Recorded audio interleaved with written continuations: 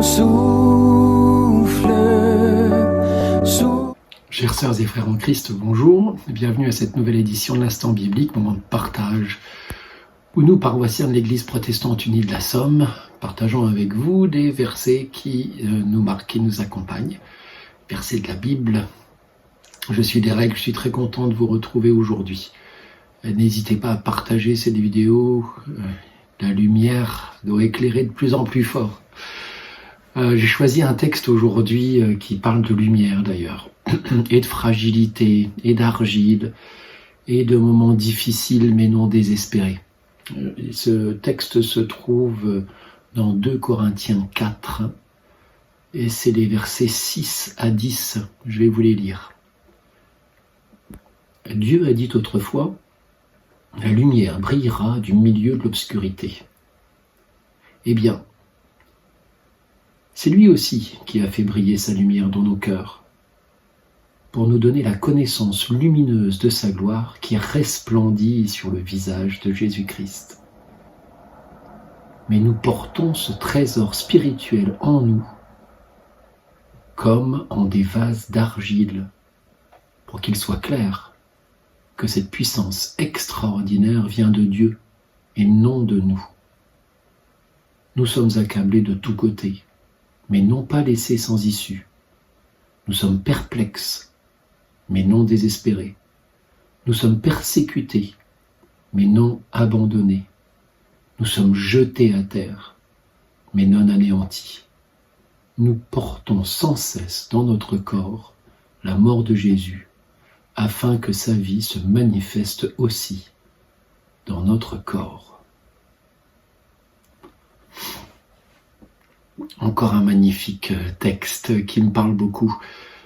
Alors, je ne sais pas si c'est les vacances, je ne sais pas si c'est la chaleur, aucune idée. En tout cas, je trouve qu'il se passe beaucoup de choses autour de moi en ce moment, et ce ne sont pas des choses très sympas toujours, et qui peuvent en effet m'accabler, qui peuvent me laisser perplexe, qui peuvent me sentir persécuté, jeté à terre.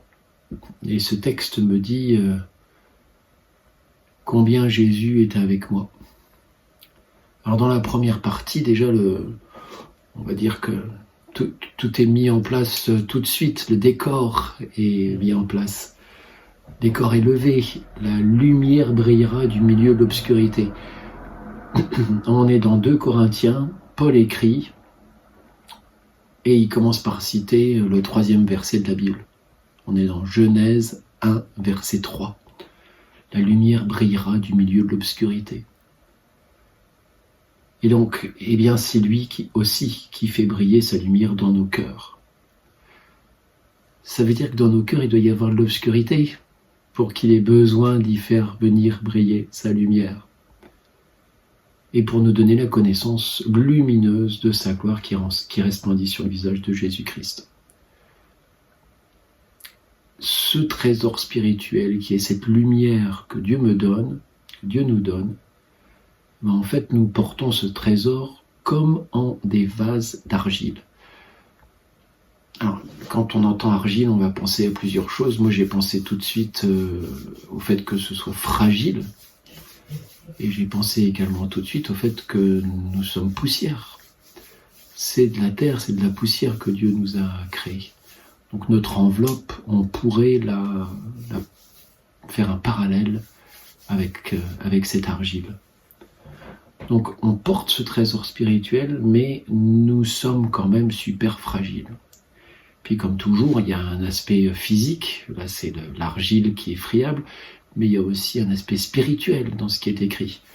Et en fait la question qu'on peut se poser, c'est quelle est notre capacité spirituelle à protéger cette lumière qu'on a reçue, à faire en sorte qu'elle puisse briller, qu'elle puisse rayonner. C'est une question. Et Paul va même plus loin, il nous dit qu'on porte ce trésor spirituel comme en des vases d'argile, pour qu'il soit clair que cette puissance extraordinaire vient de Dieu et non de nous. Mais non, nous n'avons pas cette capacité, nous n'avons pas la puissance, nous n'avons pas la force, nous n'avons pas cette lumière Elle ne vient pas de nous. C'est Dieu qui a cette puissance extraordinaire. C'est une grâce que de pouvoir recevoir d'un être extraordinaire, une puissance extraordinaire en nous, et il faut y faire attention, il faut la protéger. Comme on éviterait les coups sur un vase d'argile, il faut éviter les coups spirituels par rapport à ce trésor spirituel qui nous est donné. Voilà ce que Paul est en train de dire. En tout cas, c'est comme ça que je le comprends. Puis après, il met quelque chose qui m'aide en ce moment, particulièrement en ce moment. Nous sommes accablés de tous côtés, mais non laissés sans issue. Nous sommes perplexes, mais non désespérés. Nous sommes persécutés, mais non abandonnés. Nous sommes jetés à terre, mais non anéantis. Nous portons sans cesse dans notre corps la mort de Jésus afin que sa vie se manifeste. Je vais aller à la conclusion directement. En fait, je suis soufflé, en fait, parce que, en effet, si Jésus est mort, Jésus est ressuscité.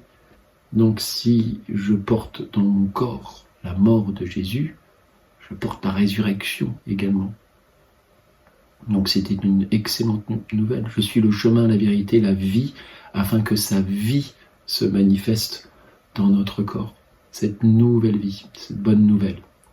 Et puis pour revenir plus haut sur accablé de tous côtés, mais non pas laissé sans issue, il y a Paul Claudel, j'étais très surpris de lire ça, qui a écrit « Dieu n'est pas venu supprimer la souffrance, il n'est même pas venu l'expliquer.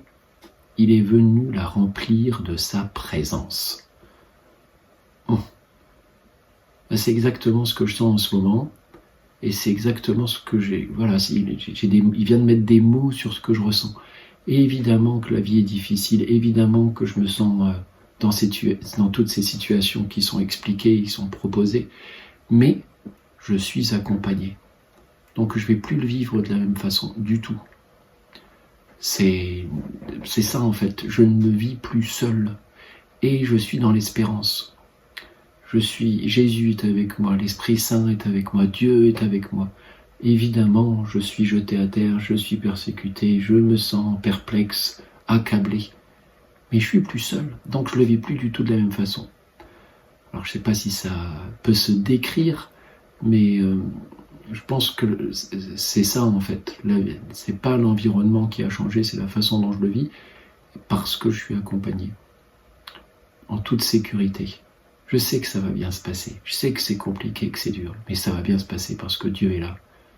Parce que Dieu fait briller sa lumière dans mon cœur et que je porte ce trésor pour lui. Je dois y faire attention. Et que dans tous ces cas compliqués, je sais qu'il est là avec moi. Voilà ce que ce texte me dit aujourd'hui. Prions ensemble. Seigneur Dieu, notre Père Tout-Puissant, notre Père Céleste, merci pour cette magnifique journée que tu nous as donné de vivre. Merci de nous avoir permis d'ouvrir nos yeux sur ta création. Merci pour l'Esprit Saint qui nous permet de lire et de relire ta parole tous les jours et qu'elle se renouvelle, qu'elle nous éclaire, qu'elle nous édifie à chaque fois d'une façon différente, et qu'elle nous élève, qu'elle nous rapproche de toi. Merci pour ton Fils qui s'est sacrifié pour nous, qui a vécu tout ce qu'il y a de pire et qui est ressuscité. Il a montré qu'il voulait vivre notre condition d'être humain, d'aller jusqu'au bout, pour que nous puissions derrière, avec nos petits mots quotidiens, même si parfois ils nous semblent énormes, eh bien, pour nous permettre d'être dans l'espérance. Merci pour ta présence. Nous te demandons de continuer à nous éclairer. Et nous savons combien nous sommes fragiles.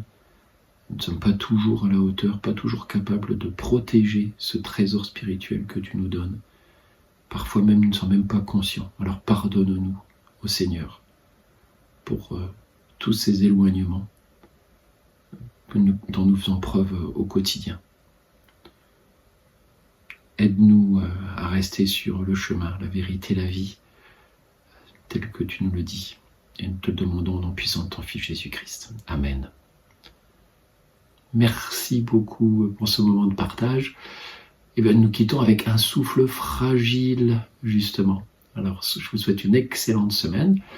Alors, si vous souhaitez participer à l'instant biblique, n'hésitez pas. Il vous suffit d'enregistrer la vidéo. Un montage sera fait et sera mis en ligne tous les mardis soirs, mercredi matin. N'hésitez surtout pas. Je vous souhaite une excellente journée. Soyez bénis et à la semaine prochaine. Au revoir.